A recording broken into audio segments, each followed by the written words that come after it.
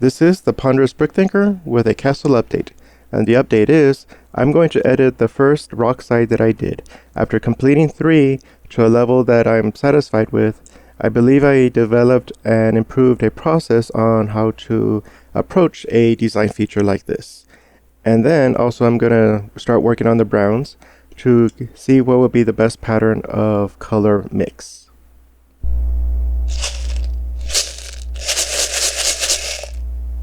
The first step will be to remove all the plates and bricks that are not the silhouette. That means the furthest back parts that kind of define the outline of the rock face.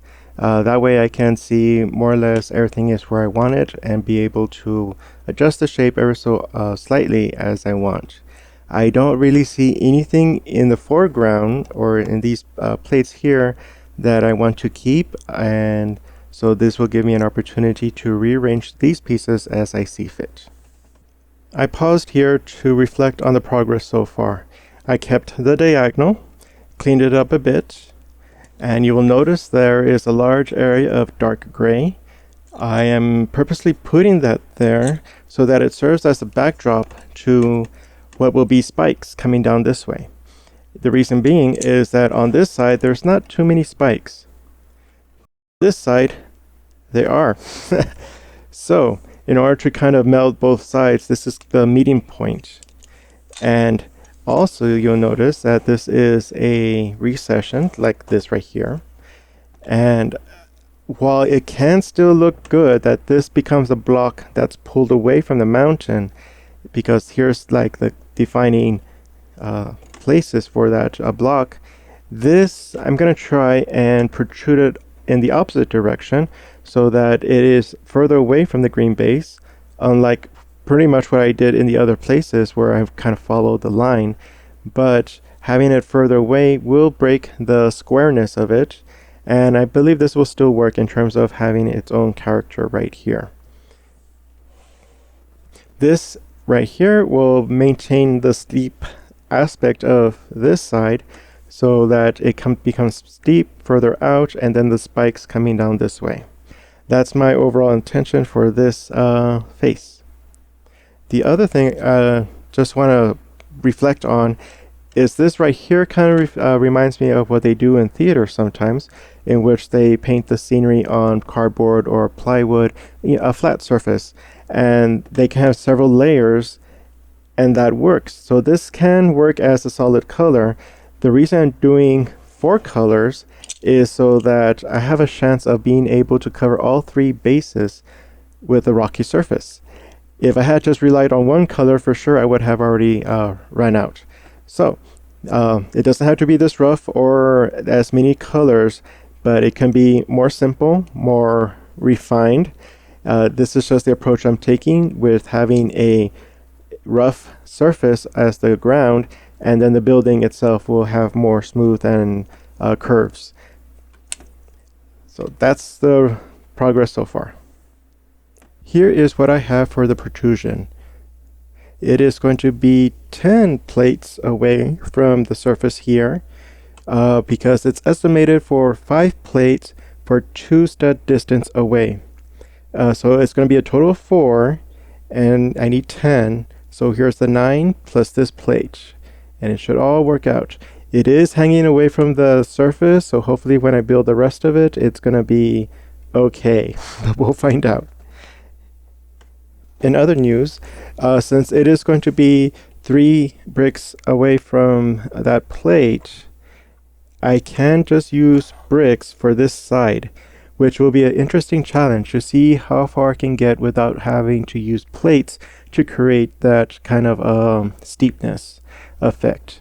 And on this side, I did do some sketches as to what the spikes are going to be. So I have that there, this here, and here. And it's going to be covered by, this piece, about there, maybe here. Let's maybe bring this out a bit. But this is, I'm going to think of this is not on the same depth, maybe pushing in and out ever so slightly. And this is going to be here. with this kind of tucked in there. And if everything goes as planned, just have a spike there. Right now the support bricks are gonna be there until they're not needed, so somewhere around there is going to be a spike. And on this side, nothing yet planned. It might be just standard plate and brick infill, but that will be an opportunity to use my reserve plates. After deconstructing the original face, I do have more dark grays to mess around with, and if I don't do them here, I have other bases that might need them as support. In other news, you might be wondering, when am I going to use those 2x2 grays, since I'm using gray for the sides? And sorry to keep you in suspense, but might as well switch it out and be able to use these 2x2 grays if I need them. Yeah. So that way that they'll be ready to be used in other places. Right there. I do have other 2x2 grays, but I just realized that I have a whole stack right there. And then I'll switch out the red once I'm finalizing the castle walls, and then I can replace it with color or bricks that I'm planning on not using. I believe this corner is ready and good to go. I started with it because I was using just bricks to create the same kind of feel as the other sides of the mountain, and I was worried that it might have appeared too simple, but I think it's pretty good. And I also finished this part here, and I removed some of the plates to show what I intend to do with the browns.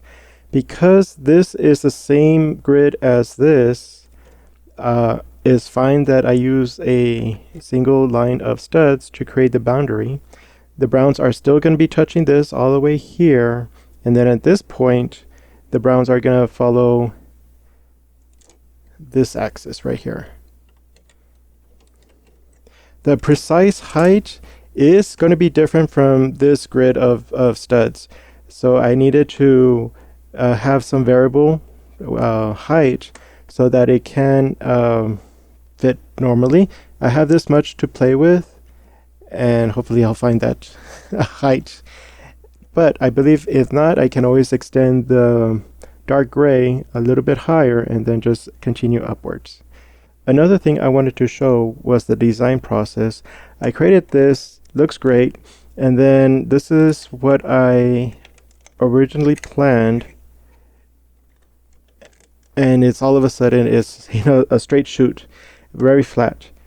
So I can add plates, which I did do, but I think I'm going to reduce the height of it and instead use this and this and here.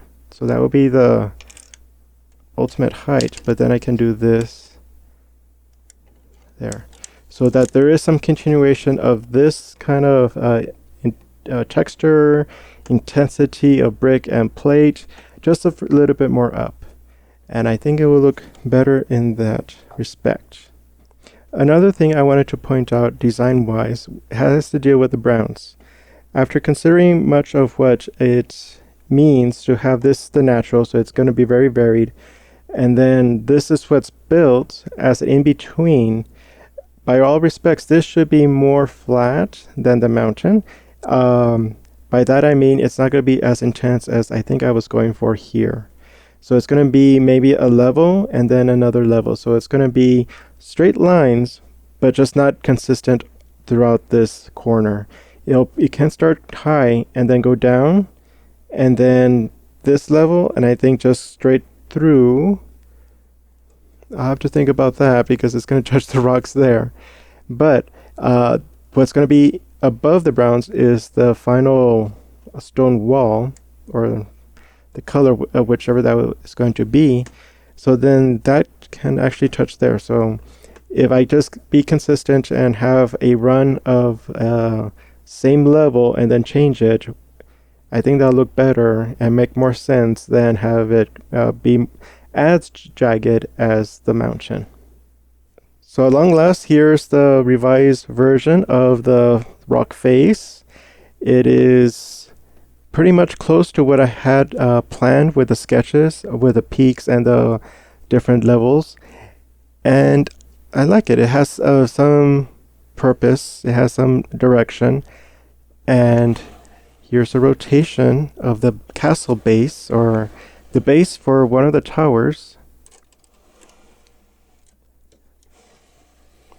Probably have to get a turntable, but the thing is, this is only one base out of 3, so it's it's going to be more than this.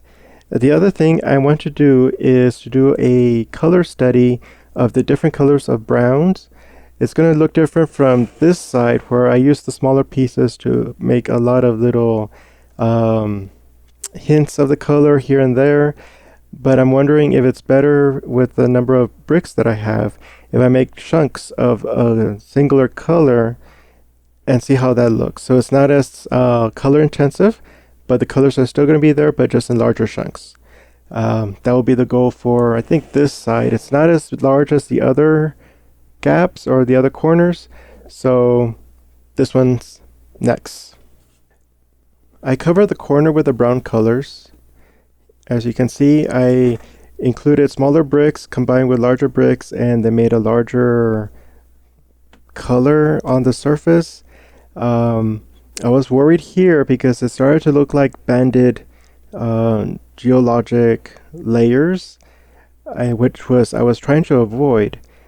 But I think if I make a rule that if it starts with the rock and then extends this way, it can't touch the other side. That way it's not looking like it's a complete layer across. But if I make chunks here, and this is because I have more room than here, I think it can work.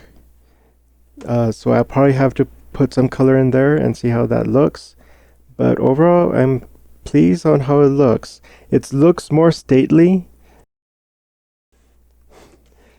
than this side, where it's almost gravelly looking. So I'm thinking of going with this, and I'll see about that.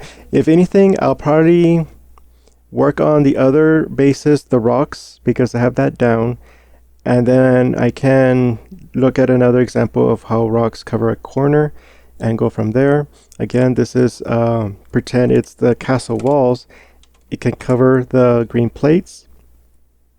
That's probably too small for a balcony, but it could be a column that goes up to this level and then look in that direction. Oh, and then might as well show you the structure.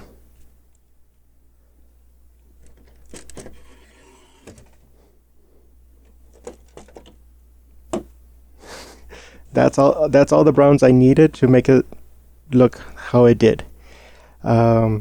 So it might work out. We'll see how it goes. Well, this has been the Ponderous Brick Thinker. Thank you for stopping by. Hope you enjoyed it, maybe learned something. If you liked the video, give it a thumbs up.